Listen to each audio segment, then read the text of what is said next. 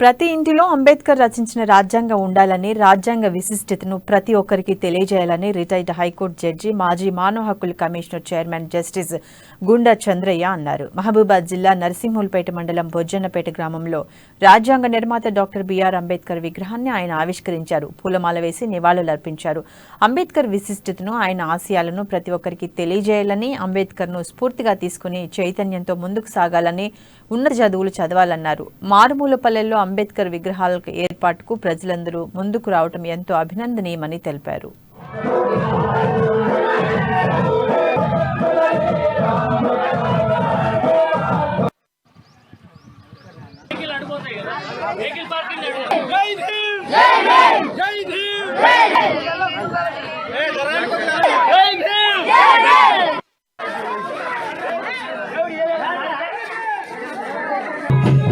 దళిత బహుజన భారత రాజ్యాంగంలో డాక్టర్ బాబాసాహెబ్ అంబేద్కర్ గారు ఆలోచించి ఎంతవరకు మనిషికి రక్షణ కల్పించాడు అంటే, మానవ హక్కుల పరిరక్షణ పూర్తిగా తల్లి గర్భంలో ఉన్నటువంటి శిశువును మొదలుకొని మరణించిన తర్వాత కూడా ఒక మనిషిని ఎట్లా గౌరవించాలో అనే అంశాన్ని చెబుతూ, అలా చేయడం అనేటటువంటిది మానవ భారత రాజ్యాంగంలో డాక్టర్ బాబాసాహెబ్ అంబేద్కర్